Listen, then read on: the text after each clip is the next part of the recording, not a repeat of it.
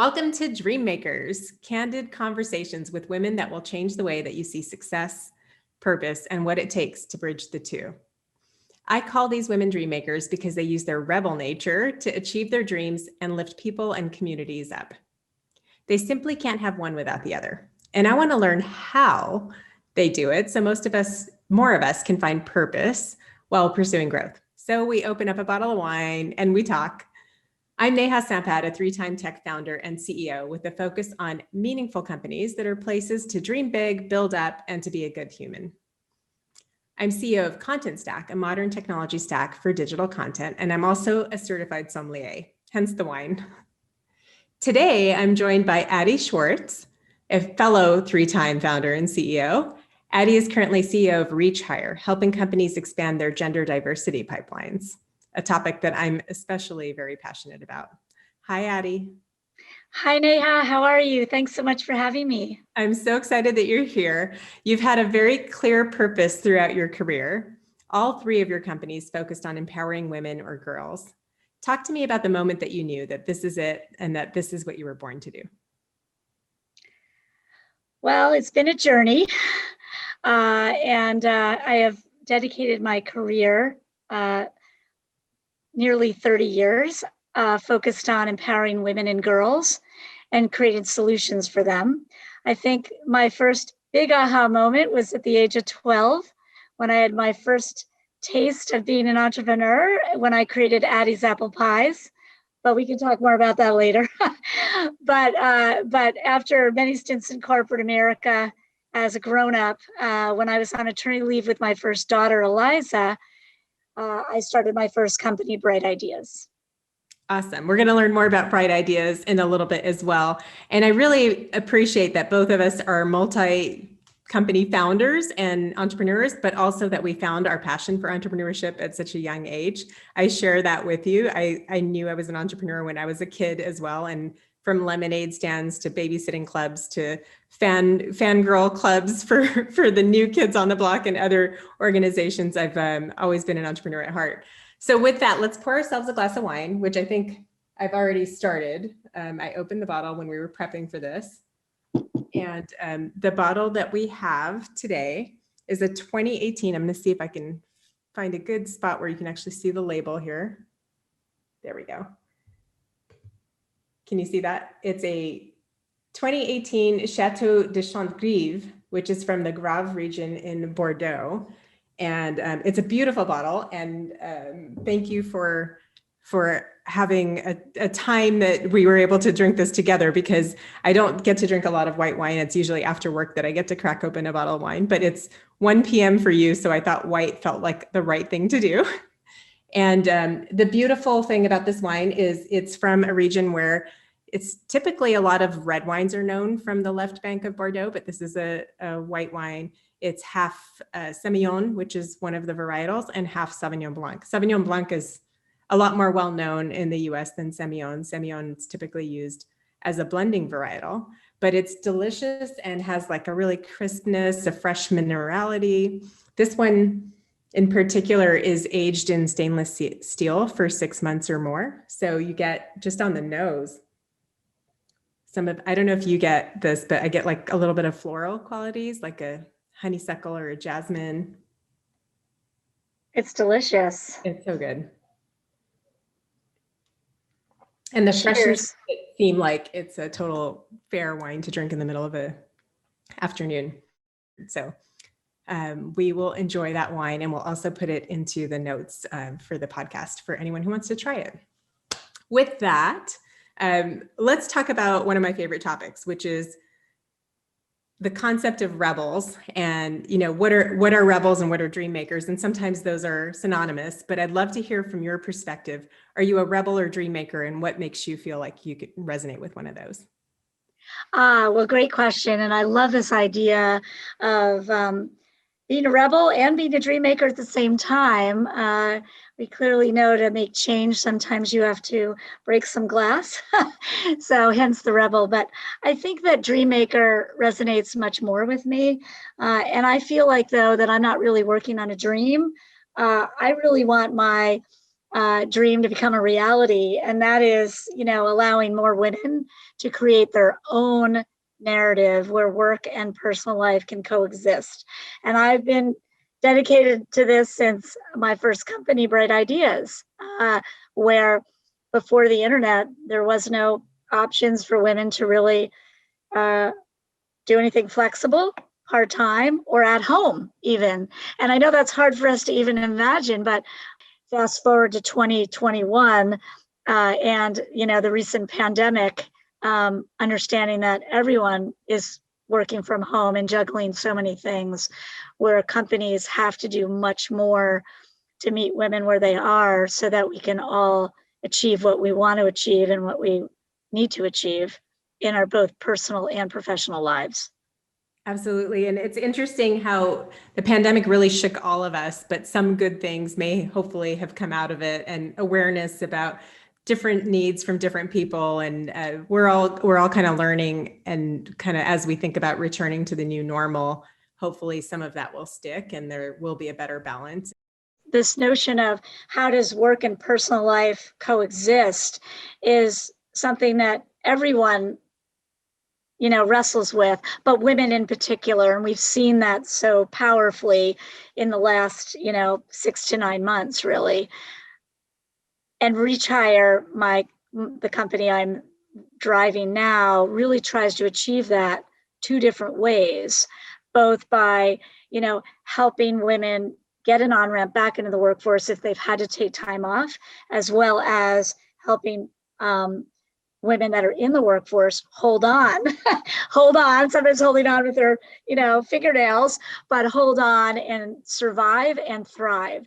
And so I think that we just need companies to help out more, and we need women to have more opportunities to really do the best they can with both work and family and how to fit it all together. Can you maybe talk about some of the women that you've helped, or tell a story about what actually happens when someone engages with ReacHire?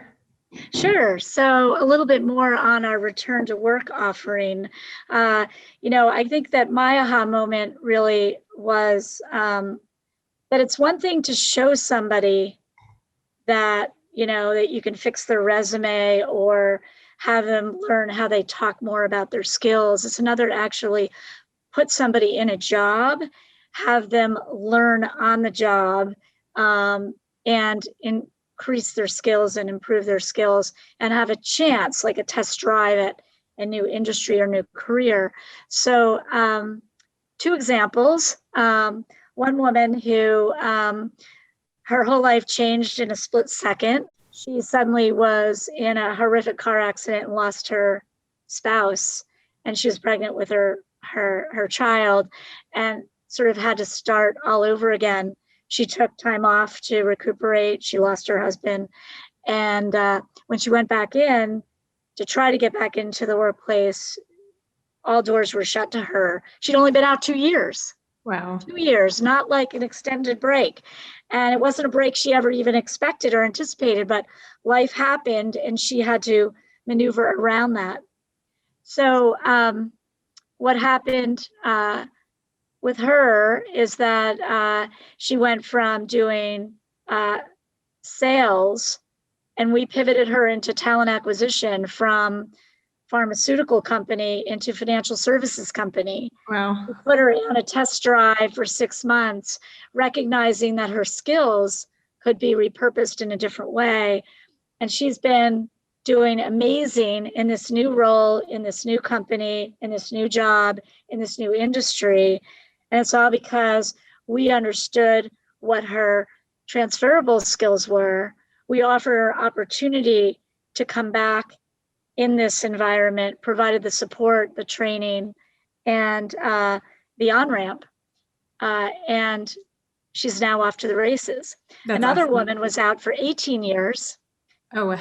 Just to show you that the difference here. And she had worked at United Airlines. And she had to go back to work. She took time off because she had a severely disabled child and needed to take care of that child. That child grew up, and then she absolutely needed to go back to work so that she could put that child in a state-funded home and needed the income. Well, 18 years later, no one really wanted to hire her. And she was actually not even in a location where a airline could hire her, but we put her back in a medical device company.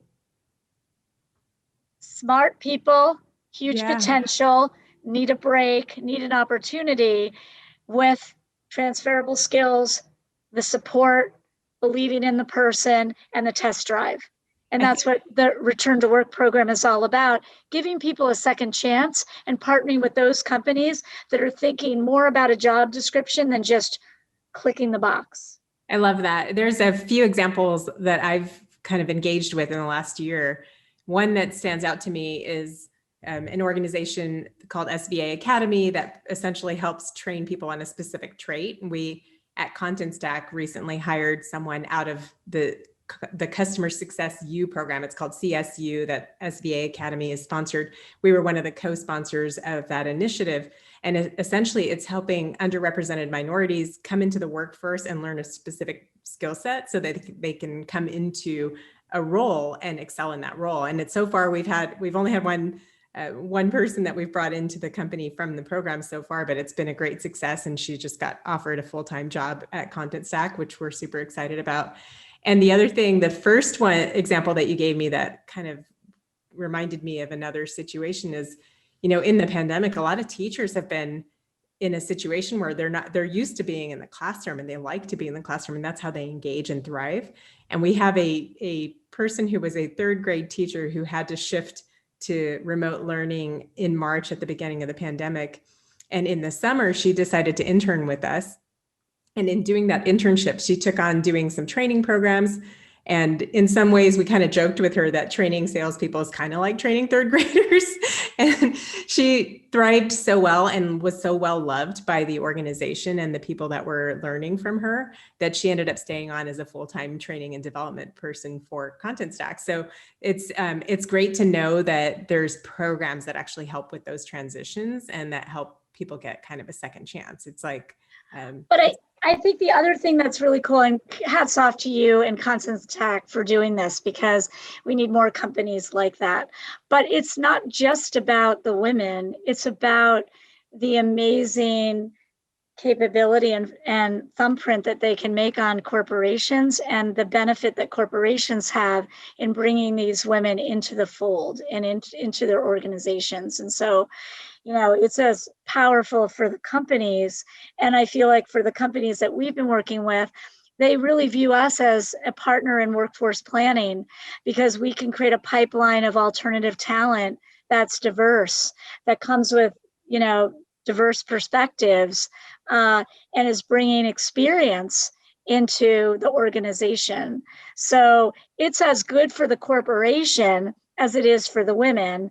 100%. And not enough companies until recently have really understood the importance of that symbiotic relationship, and knowing that having a diverse workforce actually helps performance and helps your bottom line is becoming now a real topic at board meetings and in conversations. And there's a lot of data that proves that finally, right? Finally. So it's great to see that there's ways to bring both of those needs together in a way that's a win-win situation. Tell me a little bit about what's been most difficult on your path and how you've been able to overcome that. The biggest challenge that I've seen is just getting more companies to really be on the same journey as ReacHire, to really create more opportunities to help more women get back to work and also help more women grow and thrive and stay in the companies that they're in. We've made a good dent, but there's so much more work to do. And we need more companies to understand this and create a concrete set of pathways to grow, thrive, and actually even have the opportunity to come back. So, I'm so proud of our partners like T-Mobile and Wayfair and Fidelity and other companies like Rocket Software and iRobot. They've done amazing work and really committing themselves to stepping up to the plate and making this happen. and I commend them. I'm so proud and honored to be on the journey with them to really make change for women. I learned the hard way, which was when I first started ReacHire, I started with the women first. And the problem was you can do everything for the women, but if they don't have the job, it doesn't really matter. They need the job. Yeah, it's a chicken and egg thing. Like you have to have both sides. It's a marketplace essentially, right? I have another question for you, Addie. So I like to think about entrepreneurs from the perspective of having superpowers. And I know that I have a superpower. I'm sure that you do too. I'd like to hear what yours is. Well, I've been on this, bandwagon since for a long time, really trying to empower women to be their best selves and be able to like reach their potential. And there's so much potential that women have sitting on the sidelines that they just don't have the opportunity to leverage if life gets in the way and, their career gets derailed a bit. I feel like I see problems that others don't recognize way ahead of when they come to the fore. So, actually this week represents our 8-year anniversary of my founding ReacHire. And so when I was talking about back to work back in 2013, no one knew really what that was. And I feel like that is sort of a invisible problem. All these women offer this opportunity to really leverage their superpowers, their intellectual capability and their diversity and their experience, because many of them have many, many years of experience, both in corporations and then managing other situations in personal life that they can offer. And so I do think that my superpower is recognizing opportunity and recognizing human potential. And I think that if you believe that an individual has huge potential and they just need it to be unleashed somehow, and you go in with it that way, you'll just as a employer just be able to take advantage of that and empower those people to be their best selves and really move the needle. I 100% agree with you. I could not agree with you more. It's actually something I'm super passionate about too. And I see that, at least in my experience, there's a lot of underutilized talent and untapped talent in locations that you just don't necessarily think to look. And I think what's encouraging is in the world of the pandemic, we've learned that you can do most of what needs to be done work-wise remotely. A lot of it can happen while sitting in Utah or in some village in India. And I just this morning was hosting a diversity, International Women's Day event, trying to recruit more women to the company, the engineering office in India. And there were 40 women all gathered together on a Saturday to talk about how they would like to join a company like Content Stack. And it's so encouraging because some of them are dialing in from like super remote locations, little villages where you've never really dreamed of like having a tech job at a top, growing, scaling tech company. And now that's all possible because of the connectivity that we have access to. And I think it's going to change the dynamic a lot. And employers that see that are going to benefit from it. Well, I want to toast you, Neha, because let's do a toast here. Sure. Because you're like a CEO that's like putting into practice what you believe and really making a pathway for all kinds of women. So hats off to you. Cheers, and cheers to your 8 years. Okay, so I'm going to jump to just the topic of entrepreneurship. And both of us are obviously very passionate about entrepreneurship. It's who we are to a certain extent. Sure. So the story of my beginning as an entrepreneur, roll back the time to when I was 12, and I was taking Spanish and learning Spanish. And my Spanish teacher came in one day with a flyer and said, "I'm going to take a group of students to Spain. You have to raise it's going to cost $600 and." For 18 days, by the way, which is hard to imagine now. But but each student needs to raise some portion of the money, at least half of the money, and go at it. And I racked my brain, and my dad one night, like soon after, came home after he was out with my mom, and he's got a piece of pie that I had made in the fridge, and he said, "You make a really good apple pie, Addie. You really make a good apple pie, better than those restaurants."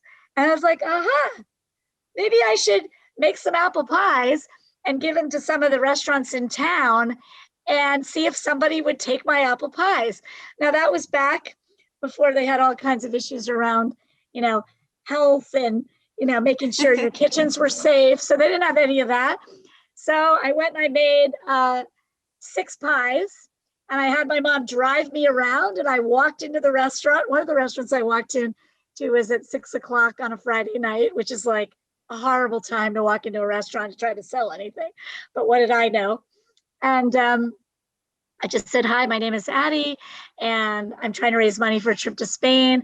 Wonder if you'd try my pie, and if you liked it, maybe you could sell it, and I could earn money to go to this trip to Spain." And three of the restaurants of the 6 said they would do it, and one of the restaurants 2 weeks in said, "Your pie's a real hit. We want 10 pies a day and 20 pies a day on the weekend." And it was like so much, and it was crazy. And then I ended up enlisting my younger brother to help me with the dough making, and all kinds of funny stories. I dropped one of the pies in front of one of the restaurants as I was delivering them. Again, how like embarrassing that my mother had to drive me, because I didn't have a license, I was too young, drive me around to deliver my pies. And then my dad came home one day about 12 weeks in and said, "This is enough. Like, the kitchen is taken over by pie making, and there's like no food." So that was kind of the end. I could have been like the Debbie Fields of apple pies, but that kind of got squashed. But that was my first foray into being an entrepreneur. You still make pies, Addie? I do. In fact, actually, my first job out of college, I got a pie. I made a pie, and I kind of feel like that cemented the deal with a company called Bain & Company on Sand Hill Road way back when. So yes, I still make pies, obviously not so often, but I still make a mean apple pie and very proud of it. That's awesome. And I definitely surpassed my goal of raising half the money in a very short period of time. Did you get to go to Spain? I did go to Spain. Good. At 12 years old? Yes. It's funny, we have so many parallels. I remember probably one of my most hustle moments was when I was trying to study abroad, but this was in my early days of college, and I didn't have the money to do it. There was like no way, but I started to look at scholarships, and I remember calling my dad and saying, "I'm going to Paris." And he was like, "Wait a minute." And I remember the conversation, because he's like, "There's no money to send you to Paris." And I was like, "And I figured out how I'm going to do it." And I literally had gone into a scholarship book and looked up all these weird scholarships. And one of them was for studying feminism in France. And the second one was for doing a paper on architecture in France. My paper on feminism in France was basically me and a friend of mine running around on scooters, going to these like old wine caves. And we'd go to these wine caves. We're 19, so we didn't know anything about wine, but this is when I fell in love with wine. And we'd go and talk to the winemakers. And there were usually like old men that had like this stereotype of being very, very masculine. And, just, they did not know what these 2 American girls were doing in their little wine caves. And I remember, like, when I was asking questions about wine, I was trying to be really inquisitive and academic about it. They literally said to me, "Who's your father?" Like, assuming that I could not, as a woman, have my own interest in a topic. I must be some like rich person's daughter or something. And so it was like a big eye-opening thing for me. But very good, very awesome that you were able to pull that off at such a young age. So respect that. So tell me, so that's an interesting lead into what I really loved when we first met was your story about Beacon Street Girls. Can you talk about that? Sure. So as I said, I have been on a journey about empowering women and girls, and I feel like I really understand, who we are and where we're going, because I've kind of studied different ages and stages And certainly I hope we do get a chance to talk a little bit about Aurora, because it kind of also offers this nice synergy on that side. But the Beacon Street Girls was all about trying to create a brand for girls that was safe and positive and allowed them to see all the potential that was inside them at between the ages of 9 and 13. So it comprised a book series, which was 22 full-length novels about 5 7th grade girls living in a real town. It was a fictional series, but based in Brookline, Massachusetts. And it was all about, their trials and tribulations of growing up. Underneath that all, each book dealt with a different topic of adolescence, and I found an expert in each field, in each topic, that could weigh in and inform the fiction and the storytelling with real life data about how we all realize and actualize ourselves so we become better people. And so the idea was to sort of, how do you lift up young girls and build their confidence? A lot of my research that I did way back then, across the board with all kinds of girls at between the ages of 8 and 13, showed that girls lose their confidence pretty significantly at the age of 10. So between 8 and 10, they're like ready to conquer the world. And then between the ages of 10 and 13, something changes. Their bodies change, the environment changes, boys come into the picture, and hormones and society. And then, by the way, fast forward, then they grow up. And when you talk about confidence and going and achieving your goals, if some of those things have been broken down at the age of 10 and 11, they're much harder to overcome when you're an adult. And so if you can build them up at those important ages, that's critical. And so the Beacon Street Girls was born, and it was books, product, and web, a virtual junior high. Again, well ahead of its time. For sure. Kind of a safe Facebook for girls under the age of 13. And I created a world for girls that was safe, positive, and through storytelling could impact behavior. And the big aha moment on that was that one of her books dealt with childhood obesity, and a longitudinal study was done by Duke Medical Center on the book to impact behavior on eating, health, and body image. And it proved that girls that read the book changed their behavior. And that got us into the New York Times health section, the USA Today, and the study was reported in the National Academy of Pediatrics. So, and it was the first book of its time to actually show that reading could impact behavior. That's awesome and so remarkable. And so, like you said, so ahead of your time. I think that's an invention in the making that had we had the digital experiences that we had today, could have been even bigger than it was then. But what a remarkable story. And we sold 1.5 million books as a self-publisher well before self-publishing came out. And our virtual junior high was hugely successful and popular. So lots of impact in a positive way, but also informing me about ReacHire and how women need to be lifted up at different ages and stages of their career and how it all fits together. That's awesome. So that was a bright idea, but tell us a little bit more about Bright Ideas. So Bright Ideas, I started when I was on maternity leave with my first daughter, Eliza, and the whole goal was to create an opportunity for tech-savvy moms to stay involved, stay engaged, build their skills, and make flexible income while they were at home with their first or second child. And we did have some men do it, but it was mostly women. But back in 1992, when I started it on maternity leave, from a spare bedroom, I didn't raise any capital. I wrote the business plan, and we actually were renting a house. So the person we were renting our house from was a CEO, and I asked him for advice and to be a mentor. And my husband, the company my husband was working for, the CEO that he worked for, I asked him to provide advice, and I was off to the races. So that was my first foray into formal corporate entrepreneurship. But it was all about creating an opportunity for women that was flexible. It was around educational software, which is a new budding industry. It was helping moms and schools and teachers do a better job of integrating technology in the classroom and in their homes, right at a time where technology hardware was coming down in price, so computers were just getting into homes more dramatically, and where software could teach without being like DOS or Mac. You know, it was really like all about sound and light and early learning. Can you tell me about, I think we all have a moment that kind of pushes us over the edge, or maybe gives us some courage. What do you think is your just do it moment?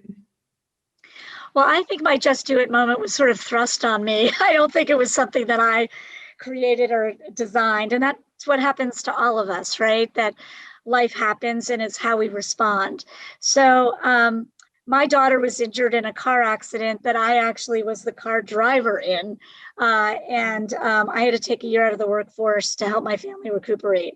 In fact, what happened was a couch fell off a truck on a major highway. Oh my God. And I ran into the couch going 65 miles an hour. So we got out of the car upside down. My younger daughter had a pretty serious head injury and needed to take a year out of school in order to recuperate. And so I went with her and helped her on her journey, took time out of my career in order to help her get back.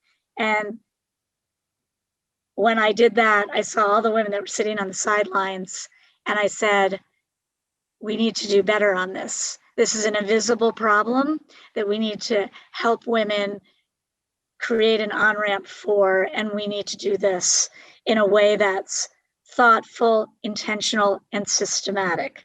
And that's how ReacHire was born. That's an amazing story, and it's heartbreaking to know not only what you went through, but that's something that a lot of women go through. And if we just look back on the last year and the pandemic and the situation where a lot of people were moved from careers to caregiver positions, even just for something as simple as like making sure that their kids are able to log into their virtual school environments and classrooms, that was mostly women, right? It wasn't often the men that would take time off from their careers. And it is like you said, we have to do better. And we're still, I think we kind of took a little bit of a step back, and Melinda Gates said it earlier this year, or actually in 2020, that because of the pandemic, women have all the progress that we've made. There will be a little bit of a two-step, one step forward, two steps back as a result of this. But a lot of the work that you do helps to kind of bring people back from that. So I appreciate a lot of what you do. I have one important question I want to make sure I get to, but before I do that, I know you also want to talk about Aurora. So maybe like a little bit of your path from where you are now, and talking about Aurora and what's next for you. And then we'll go into a little bit of rapid fire. Okay, sounds good. So we have been putting women back into the workplace for 8 years at major corporations, and we do it in groups. We have a systematic approach. We have a training re-immersion program. We have ongoing training, and we have taken women from all different walks of life, from all different industries, and we have put them back in groups into major companies. We've done so much learning about what it takes to survive and thrive. And it dawned on me about 2.5 years ago, there's not enough support for those women that are just starting out, and for those women that are mid-career. They need more. They need more support. They need more community. They need a safe place to be able to talk about what they're going through. They need to be able to problem solve. And so I created, as a good entrepreneur, Aurora, which is a digital SaaS platform aimed at helping women in their careers thrive and rise. It's a offering aimed at businesses to provide a turnkey solution for women to grow, thrive, and rise. And so we have 4 content tracks for early career women, women mid-career, women on the maternity journey, and women of color. Those are pain points at individual career ages and stages and who you are that make you get thwarted, that stop you in your career. How do we do better? And so all that great learning that we've learned over the last 8 years, poured it into a digital platform that's turnkey, that enables more women to move up the ladder so that they don't leave, that they're able to figure out a way of making it all work, even if they have to sidestep for a little while, or take a little bit of a less opportunity, or maybe downgrade their hours. And especially with the pandemic, it's even more important. So I'm very energized by taking all the learning. And I think once you're an entrepreneur, as you know, Neha, you're always an entrepreneur. 100%. And I couldn't help the opportunity to leverage all that learning and expertise and put it to use so that more women would take advantage of this. So we do it in groups, just like we do on our return program. And we have a guide, just like we have a program manager. And there's just a lot of synergies and learnings that we're able to put so that more women grow and thrive. I love it. I love the idea of thriving and surviving and all that you're doing to help move the needle for equity and inclusion. And thank you for all of that you do. We really do. We need more of that. And I appreciate all your contributions personally. I want to ask you one more important question, and that is, how do you define success? So that is a great question. So I feel like success for me personally is enabling other women to have the confidence and the opportunities to determine what success is for themselves. Because what you think, Neha, is success, running this major corporation that is killing it, that's really a rock star, and you're a rock star, to somebody who really defines success differently. So success is different for each and every one of us. We each have our own journey, but empowering that individual to be the best they can be and bring their best selves and take advantage of all that has been given them, that's what success is to me. I love that. Thank you. Okay, we're going to move into one of my favorite parts of this, which is the rapid fire. And I'll ask you a few questions and just give me the answers that come to you. Let's start with this. What is your wake up song? Okay, remember that song Happy by Pharrell Williams? Happy, happy, happy. I feel like attitude is everything. And, when you think of the glass, let's talk about the glass here, half full. Maybe it should be more than half full, or maybe it's half empty. I don't know, because we're drinking, so it's fun. But I feel like happy. So it's about bringing your best, most positive self to every situation. And when things get tough, look on the bright side. I love that that's something to wake up to.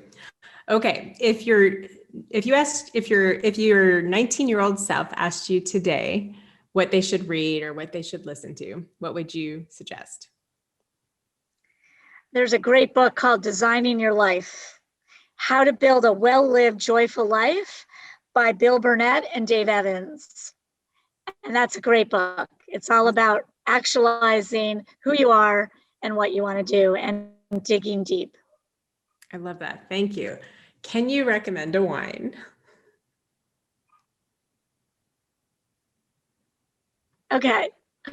So it's really dangerous to recommend a wine to a sommelier who knows much more about wine than most people, including me. But the wine that I'd recommend is the Aurora wine from Cellar Door Winery. And it's a soft, red, aromatic blend.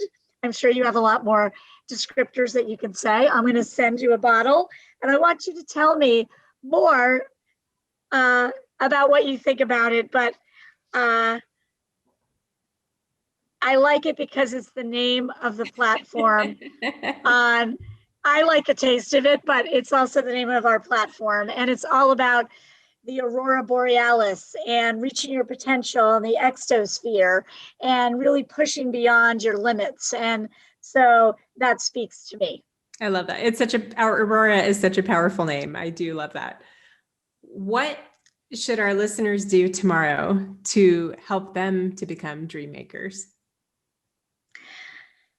Well, I think the number one thing is to find someone who believes in you. And I feel like a lot of research shows that people who achieve and have really satisfied lives have someone that believed in them along the way, whether it be a brother, a parent, a teacher, a coach, someone who believes in you, and grab onto them and don't let them go. They'll help you become the best person you can be. And for me, that person is my husband, who's let me do my 3 companies and kind of realize my dream to help more women realize their own potential.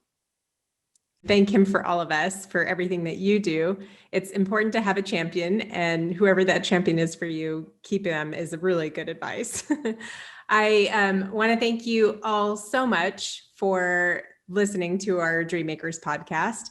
And I want to thank you, Addie, for being such a gracious guest. And it was a really good time. I'm glad we got to spend this time drinking the wine together.